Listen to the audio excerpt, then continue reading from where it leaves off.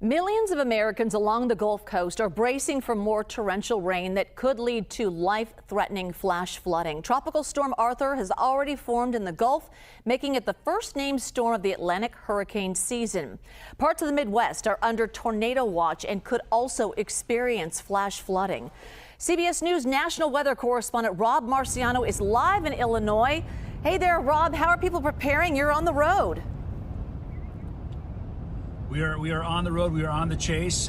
We pulled over to do our broadcast for the evening news, and now we're going back to meet up with the chase crew that we're doing a story with, which is basically flying drones into tornadoes to gather data that we could never before gather. So it's kind of cutting edge stuff, and we're just trying to catch up with a couple of twisters. There have been a few reported, one just northeast of where we were just a little while ago, just around near Decatur, Illinois, if you know where that is.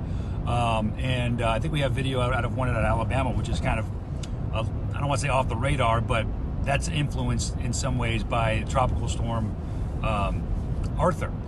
I'm curious what's going on in Chicago. They are within the realm of seeing some severe weather, although they're north of most of the action right now.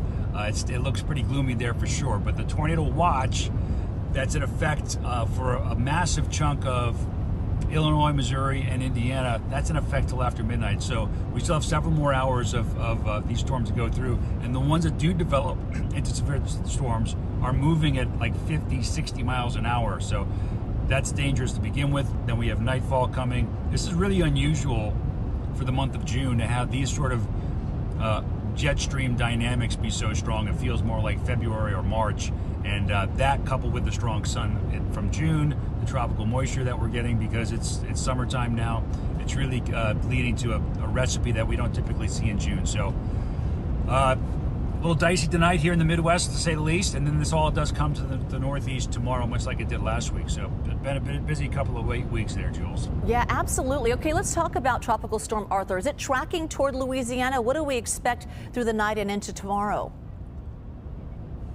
Well, thankfully, Arthur hasn't gone too far offshore into the Gulf, which is where the warm water is, which, as we all know, that helps fuel these tropical systems. So it's kind of hugged the coastline a little bit more than really forecast. So for that reason, it hasn't really got much more strong than a weak tropical storm. But that doesn't mean it doesn't have impacts in the way of flooding. And with these sort of slow-moving systems, this one's been sitting over Texas for a couple days now. You're talking about ground that's already saturated. So the I-10 corridor, and that includes all of South Louisiana, Mississippi, Alabama, and into part of the panhandle of Florida, is under a flood watch, in some cases until Friday morning. So quote unquote landfall, if it hasn't happened yet, it'll be happening here in the next few hours and then dissipating. But the water's the big story with Arthur. It is the A storm. It's the first storm of the season.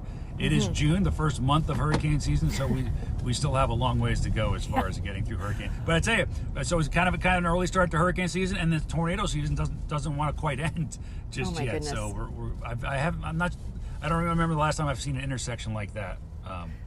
What's happening here tonight? Interesting. Okay, well, we look forward to your reports later tonight, and thanks to your photographer driving you along there too. You make a good team. Rob, we'll talk to you soon. Thank you.